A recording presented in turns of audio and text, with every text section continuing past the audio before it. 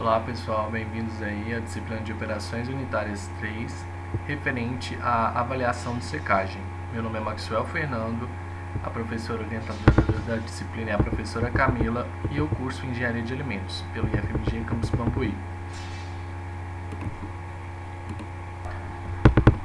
Antes da gente introduzir a parte teórica da secagem, vamos falar um pouco sobre o processo da secagem em si. Então já é um processo antigo, conhecido aí desde os primórdios, tanto na secagem de grãos quanto na secagem de carnes.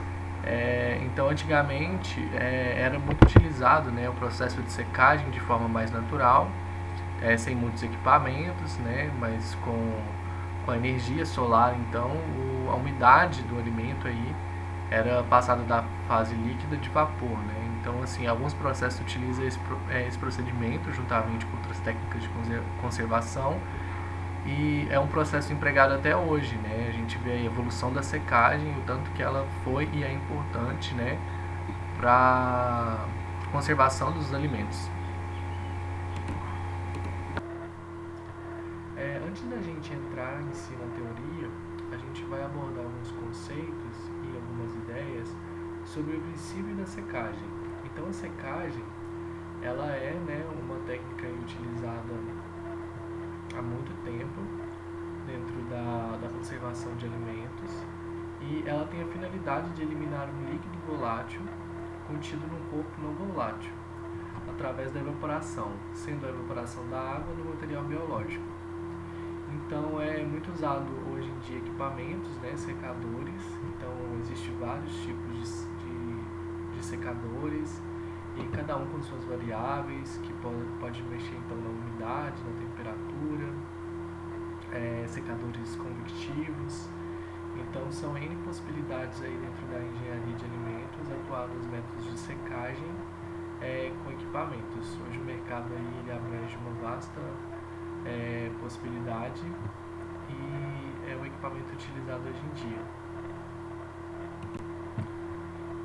Pois bem, para a gente estar entendendo então o slide passado, eu vou estar falando um pouco sobre a migração de umidade do alimento.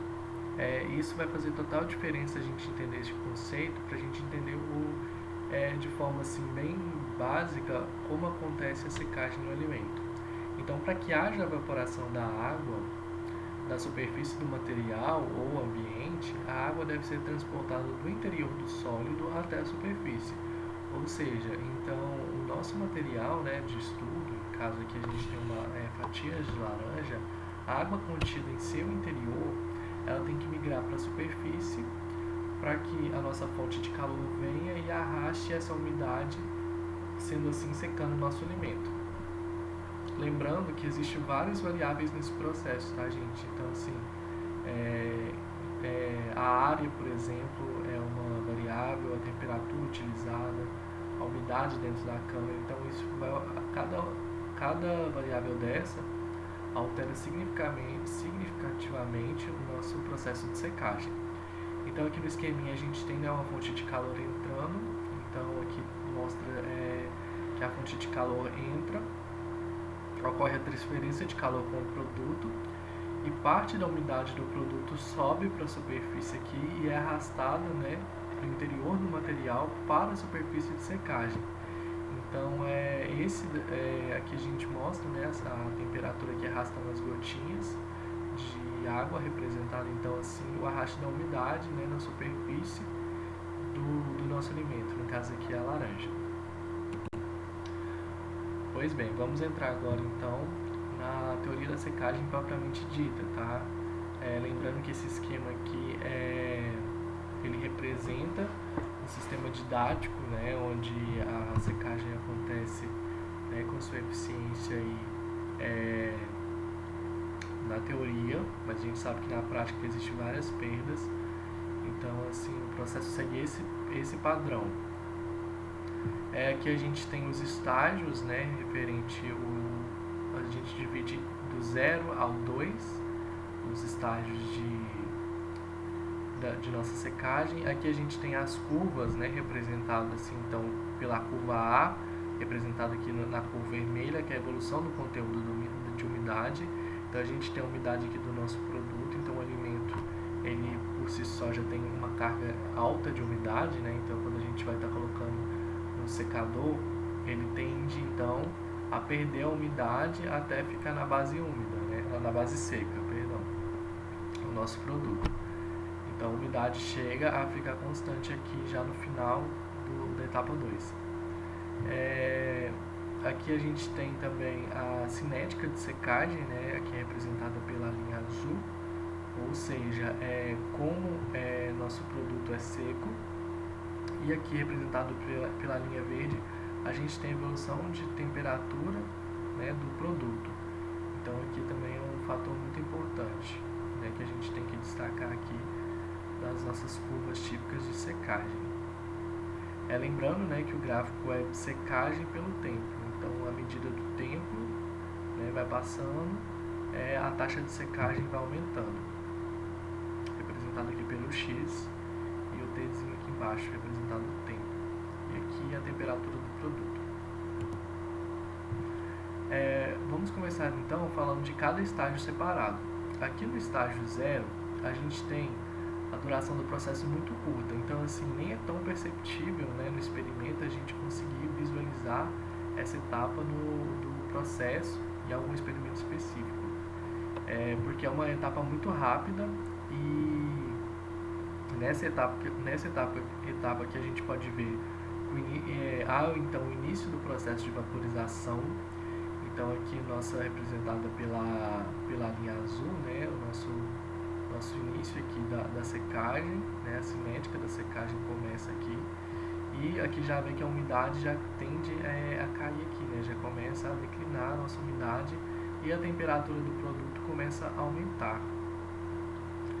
Então nossa taxa aqui de secagem, então nossa umidade ela migra então para a superfície, então ela sai do interno do produto e vai para a superfície para começar então o processo de secagem, né, onde a umidade vai ser arrastada aí pela transferência, né,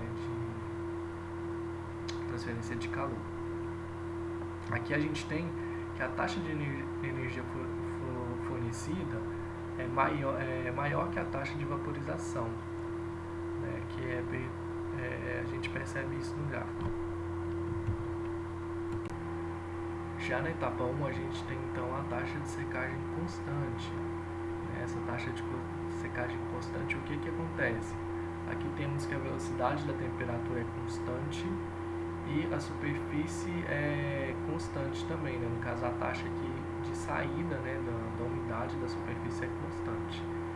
E a gente sabe então que a transferência de massa e a transferência de calor são equilibradas, por isso ocorre essa constância, representados pela linha azul e pela linha verde.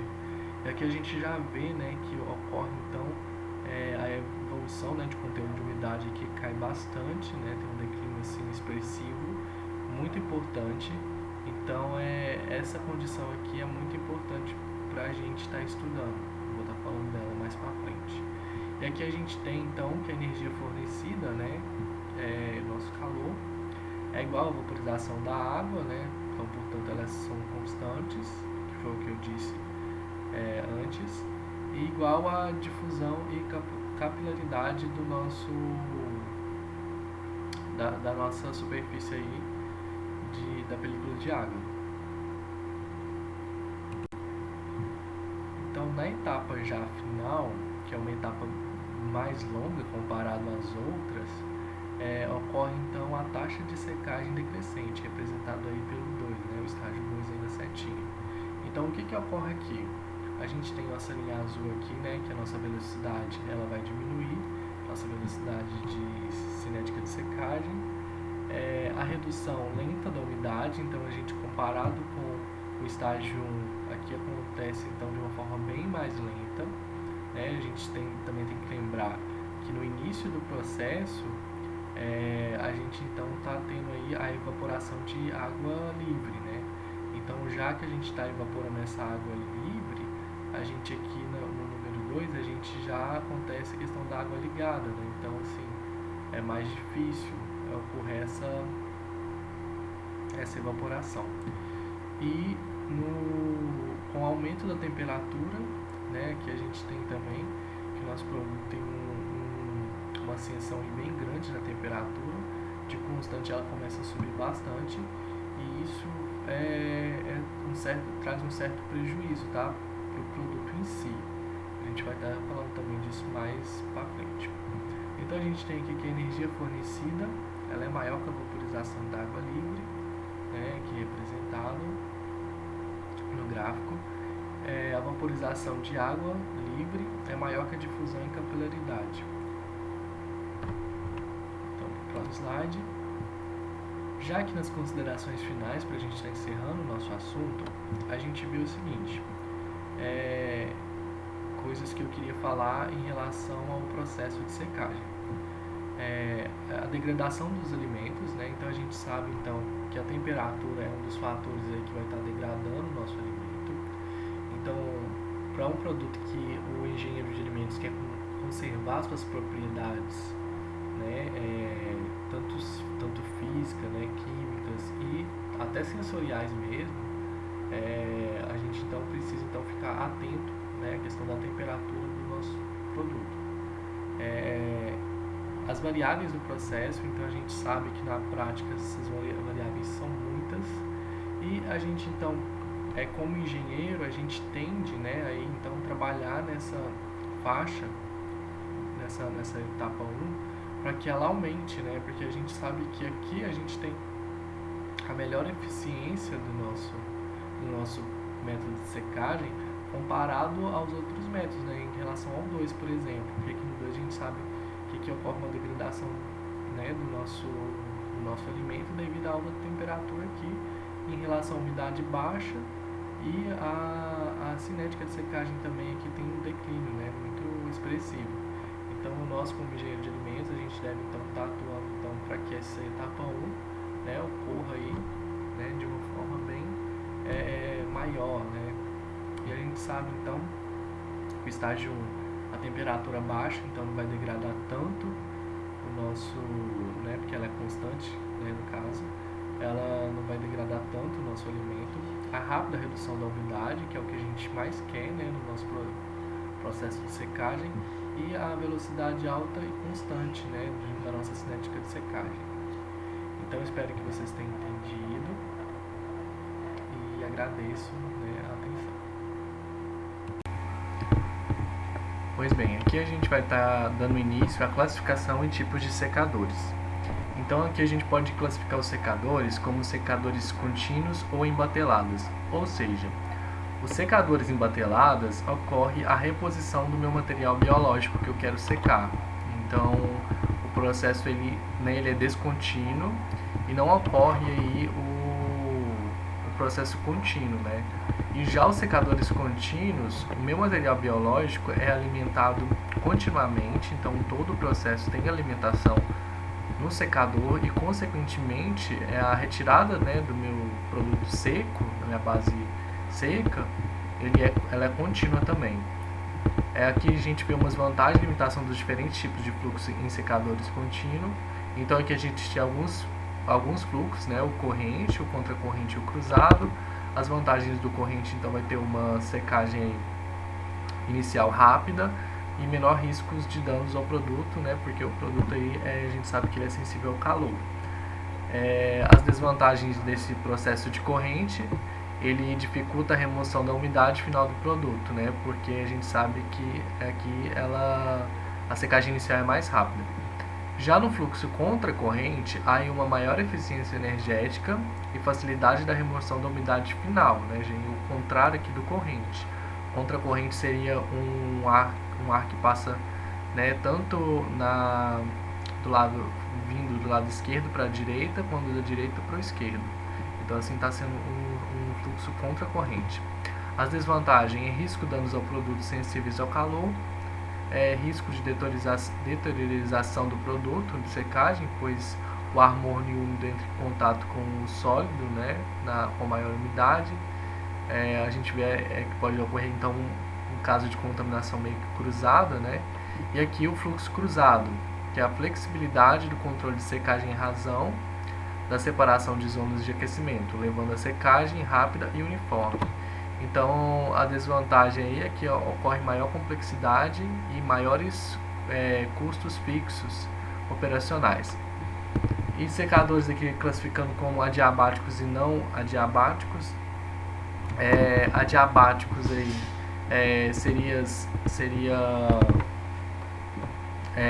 secadores que ocorrem a troca de calor, e os não adiabáticos não acontece, né, a troca de calor com o meio.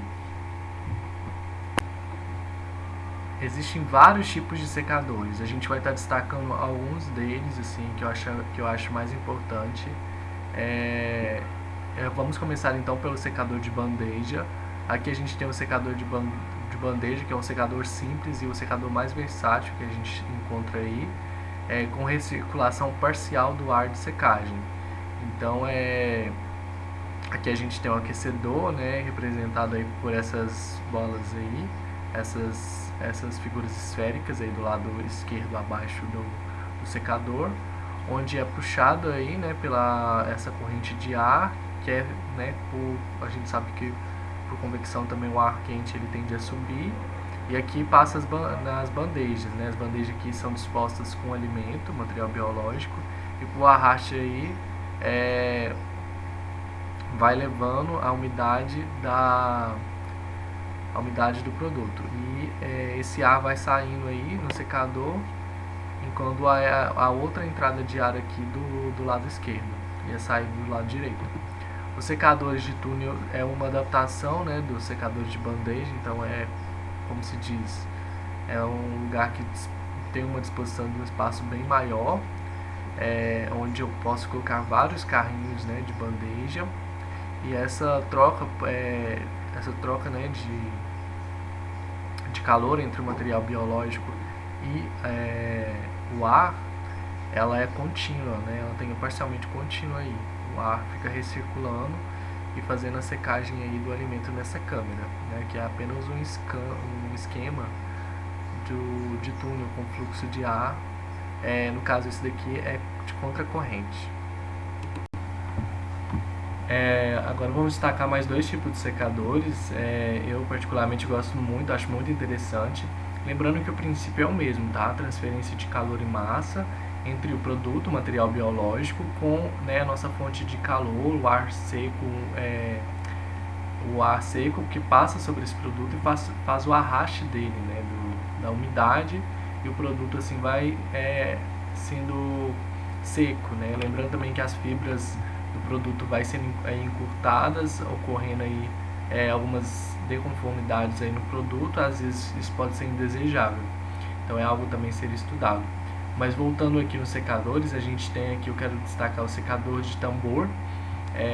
Aqui no topo a gente tem um produto úmido, né? Por exemplo, vamos supor um leite, e esse leite fica em contato com os tambores aquecidos, e esses tambores eles ficam girando, né? E nesse processo de giratório aqui vai formar uma película do produto seco, né, em volta do tambor, onde as facas raspadeiras vão raspar esse produto, e o produto seco é armazenado aqui já armazenado aqui do lado. Por exemplo, o leite em pó é usado nesse processo de tambor aquecido, né, um dos processos para a fabricação de leite em pó. Outro secador que eu acho muito interessante é o secador rotatório, né, o mesmo princípio. Aqui a gente tem a saída e a entrada do ar, a entrada aqui por baixo, né, nessa leve inclinação aqui, onde o ar entra para baixo. Aqui a gente tem um sólido úmido, que é introduzido aqui no topo, né, onde do lado da saída do ar. Esse material sólido aí, úmido, entra no tambor. Esse tambor ele é rotatório, vai girando, né, e aquecendo tanto as paredes quanto o material e fazendo a secagem do mesmo. Então, depois que esse produto já seco, né, ele é por gravidade, né, ele é migrado aqui na base do sólido seco, e o produto é retirado.